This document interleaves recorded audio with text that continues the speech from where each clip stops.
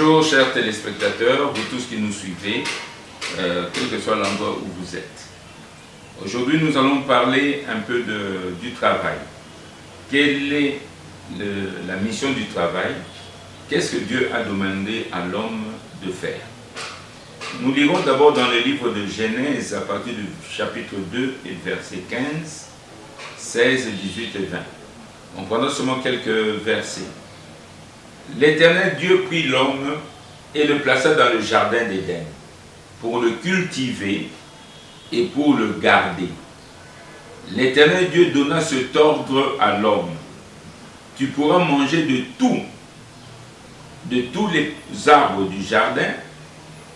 Et l'Éternel Dieu dit: il n'est pas bon que l'homme soit seul. Je lui ferai une aide semblable à lui.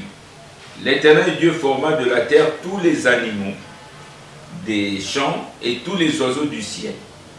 Et il les fit venir vers l'homme pour voir comment il les appellerait. Et afin que tout être vivant portât le nom que lui donnerait l'homme. Et l'homme donna des noms à tout le bétail, aux oiseaux du ciel et à tous les animaux des champs. Mais pour l'homme, il ne trouva point d'aide semblable à lui. Voilà, chers amis, la mission que Dieu a donnée à l'homme à la création. Il lui a demandé de donner des noms, c'est-à-dire l'homme devait travailler.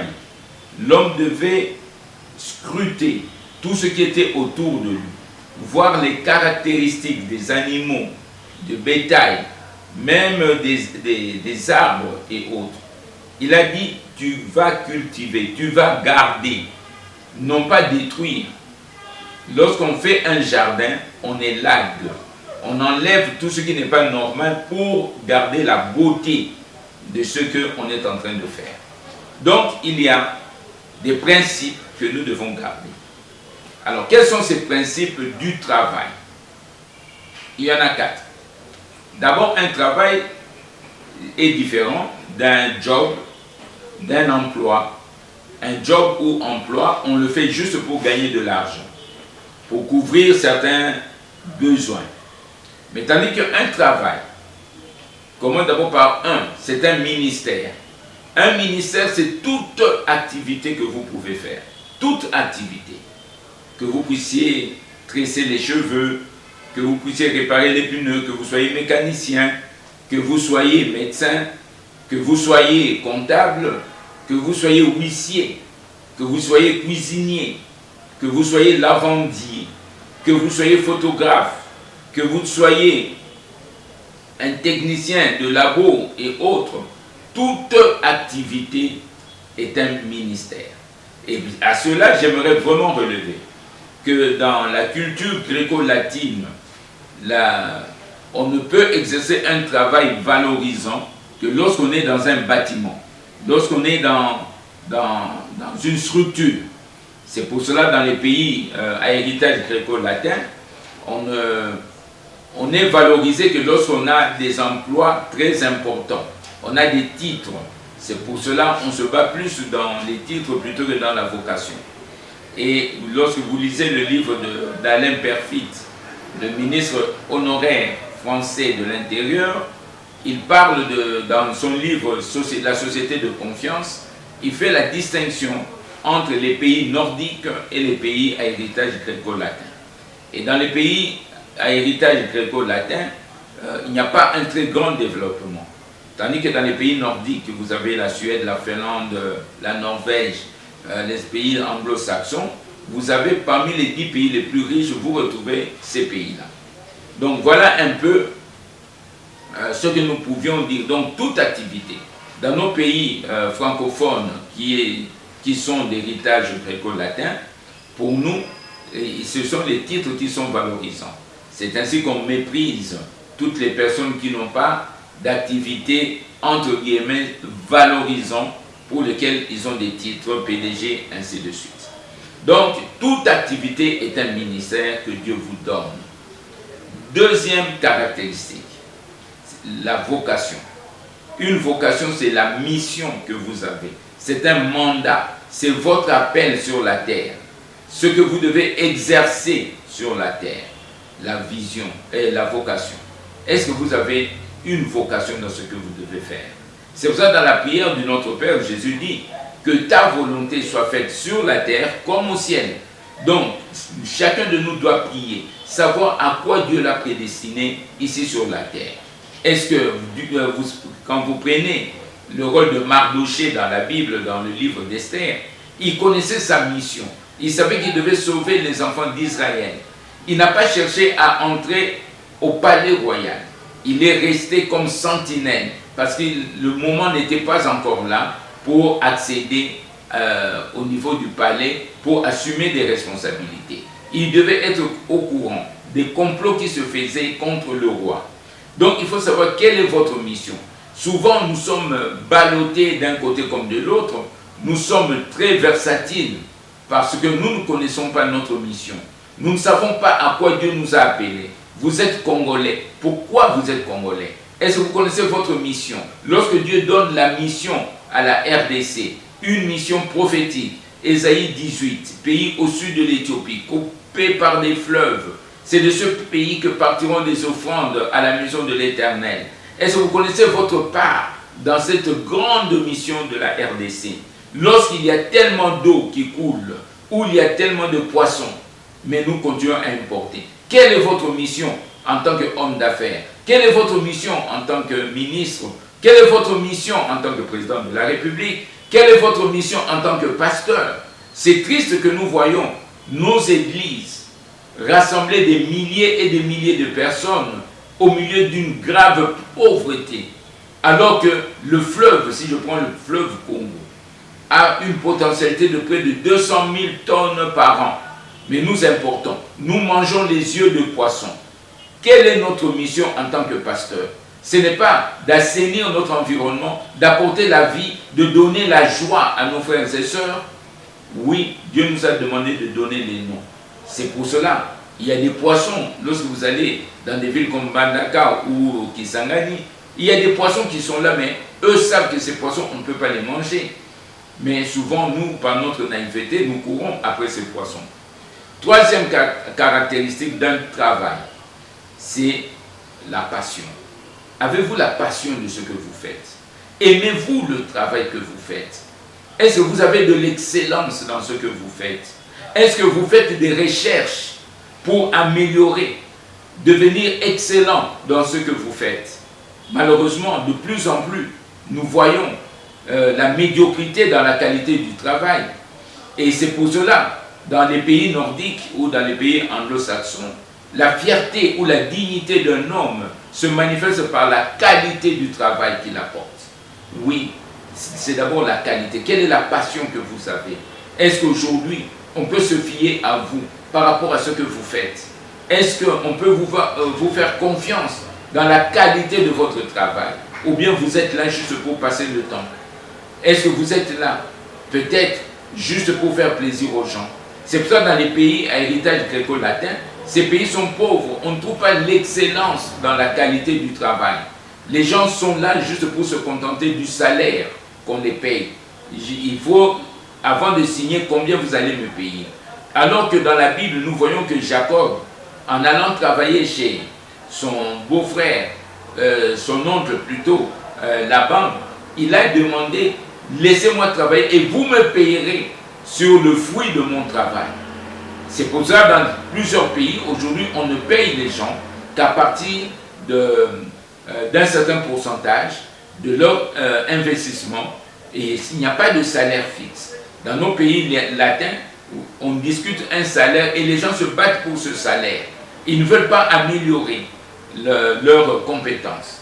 Et c'est pour ça que je crois que même dans nos pays, nous devons commencer à changer la mentalité. Parce que dès que la personne est engagée, la signature est là, il devient désinvolte, il devient négligent, parce qu'il se dit, je suis engagé, le code du travail le protège, qu'il travaille ou qu'il ne travaille pas, il a le droit à certains avantages. Si je prends par exemple chez nous en RDC, les soins de santé sont pris en charge en totalité par l'entreprise. Ce qui pousse les gens à se méconduire, ce qui pousse les gens à être dans la perversion, dans les anti-valeurs, quelles que soient les conséquences qui pourraient leur arriver, c'est le patron qui doit payer. Je me souviens dans mon entreprise, on payait beaucoup de frais relatifs aux soins médicaux et pharmaceutiques. Et j'ai dit à mes hommes que nous allions prier.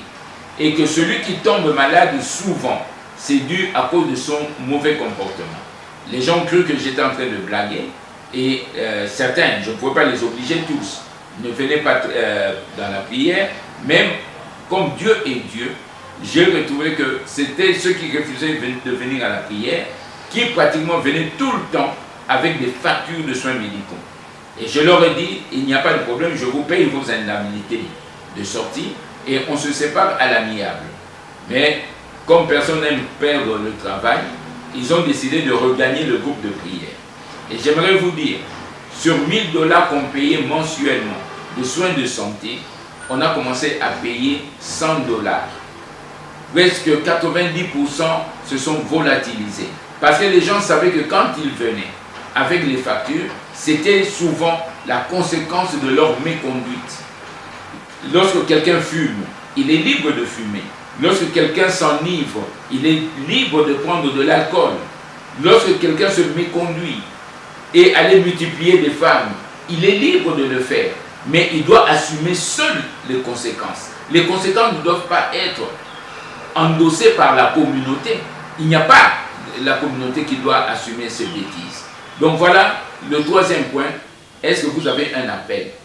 Est-ce que vous aimez ce que vous faites? Est-ce que vous avez l'expertise de ce que vous faites? Et quatrièmement, c'est la compassion. On ne travaille pas pour gagner de l'argent. C'est ce que mon père ne cessait de me rappeler.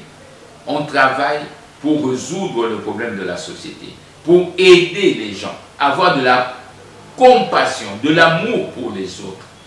Et il dit, c'est après que tu seras béni. Les gens te béniront. Et c'est ainsi que vous voyez que les pays nordiques, parce que je dois encore préciser, les pays nordiques, ce sont des pays qui sont issus de la réforme de Martin Luther à partir du XVe siècle. On les appelle souvent les protestants. Alors, ces pays nordiques, la personne qui travaille, il prend le risque. L'homme d'affaires va investir dans des lieux où il n'est pas sûr de gagner de l'argent. Mais il le fait parce qu'il a identifié un problème. Et il veut résoudre ce problème. Et il apporte la compassion. C'est pour ça que quelquefois les gens investissent, ça prend 5 ans avant de commencer à trouver un return, un bénéfice de ce qu'ils ont fait. Donc voilà, mes chers amis, est-ce que vous travaillez avec compassion? J'aimerais juste illustrer. À l'époque, on a vu des enfants qui n'étudiaient pas, qui étaient dans la rue. Mon épouse a créé l'école éveil, l'école d'éveil, où on faisait des petits jeux pour entraîner les enfants. Et on s'est rendu compte qu'elle est venue me voir pour me dire qu'il y a des enfants de 13-15 ans qui ne savaient ni lire ni écrire. Et c'est à partir de ce moment qu'on a créé des écoles gratuites. On a juste mis une peinture sur le mur et les enfants étudiaient même à même le sol. Et j'aimerais vous dire que cela a permis à plus de 10 000 enfants d'étudier gratuitement pendant les périodes difficiles. Je remercie le gouvernement qui a repris le relais, qui aujourd'hui fait étudier les enfants gratuitement. Donc c'est possible, mes frères. Donc si on a la compassion, on considère que tout ce qu'on fait c'est un ministère. On a la vocation d'aider les gens. On a la passion de ce qu'on fait et on ajoute la compassion, Dieu agira. Il y a eu les vitres, les verres à vitres qui coûtaient très cher à Kinshasa à l'époque. Les vitres de 3 mm coûtaient autour de 3 $, de 2,50 $. Et nous avons 23,50 $, excusez-moi. Et nous avons commencé à importer les verres à vitres. Et nous avons en moins de 2 ans ramené les prix de vitres de 23,50 $ à 9 $. Maximum, disons, c'était 10 $. Et tous les importateurs se sont ralliés à ça. Vous qui me suivez, vous êtes chrétiens. Si vous appliquez les 4 principes du travail, vous allez changer votre environnement. Vous allez amener la bénédiction dans votre quartier, dans votre commune, dans votre ville, dans votre pays. nous avons cette capacité, parce que nous avons le Saint-Esprit en nous. Donc le travail se fait avec l'onction du Saint-Esprit. C'est ainsi que David, rempli du Saint-Esprit, aimant ce qu'il faisait, il avait l'expertise, il avait le ministère de garder les troupeaux. En gardant les troupeaux, il savait que c'était sa vocation de conduire ces troupeaux. Mais en même temps, il avait la passion de son travail, ce qui voulait dire qu'il s'est exercé à protéger le troupeau. Et il avait la compassion même des troupeaux. Et c'est ainsi que quand il rencontre Goliath, en ayant la compassion de ses frères, il est allé combattre. Il a tué Goliath.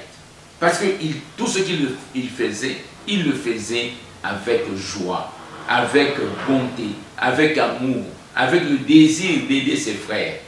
Vous qui me suivez, est-ce que vous connaissez le Philanthus? Parce que le Seigneur nous a dit assujettissez la terre. Donnez des noms. Est-ce que vous connaissez le Philanthus? P-H-Y-2-L-A-N-T-U-S. Ça soigne plus de 30 maladies. Allez voir, consultez le Google. Hypertension, diabète, asthme, ça nettoie les reins. Ça combat les maladies, les infections urinaires, pulmonaires, ainsi de suite. Allez voir les vertus du Philanthus. Vous connaissez-vous l'ortie? O-R-T-I-E, ortie. Ça, c'est encore parmi les mauvaises herbes. Ça vous soigne le cancer de sein, le cancer d'utérus, la prostate et autres maladies. Donc, nous devons apprendre maintenant à assujettir la terre. Allons auprès de nos chefs coutumiers. Allons auprès de nos mamans, de nos vieilles mères, nos grands-mères et autres. Allons leur poser des questions sur les arbres, les plantes qui sont autour de nous. Parce que dans Ézéchiel 47, verset 12, le Seigneur dit « Je vous ai donné les feuilles et les plantes comme remède. » Donc, beaucoup de nos maladies proviennent du fait que nous n'utilisons pas les plantes. Vous avez l'ail, vous avez le gingembre, vous avez le curcuma, vous avez la ciboulette, vous avez les oignons. Ça restaure le corps. Pourquoi nous ne les prenons pas? Nous préférons prendre tous les produits chimiques. Pourquoi nous ne plantons pas autour de nous? Parce que nous n'aimons pas la nature. Nos mains là, nos mains, donnent un message. Si votre cœur est pur, tout ce que vous allez toucher doit produire. Si votre cœur est impur, vous êtes plein de mauvaises pensées, la terre ne vous produira absolument rien. Donc voilà, chers amis, aujourd'hui, nous n'avons parlé que du travail, les 4 caractéristiques du travail. Si vous voulez vraiment connaître quelqu'un qui aime son travail, il doit d'abord considérer que son travail c'est un ministère. Deuxièmement, il y a une vocation. A-t-il la vocation dans ce qu'il fait? Ou bien c'est un mercenaire qui vient juste pour chercher l'argent? 3. A-t-il la passion de ce qu'il fait? Aime-t-il ce qu'il fait? Il améliore le travail? Et 4èmement, a-t-il la compassion? Veut-il travailler pour aider les autres, partager, soutenir les autres? Si tel est le cas, alors cette personne, il faut bien le garder parce qu'il va vous aider dans votre mission.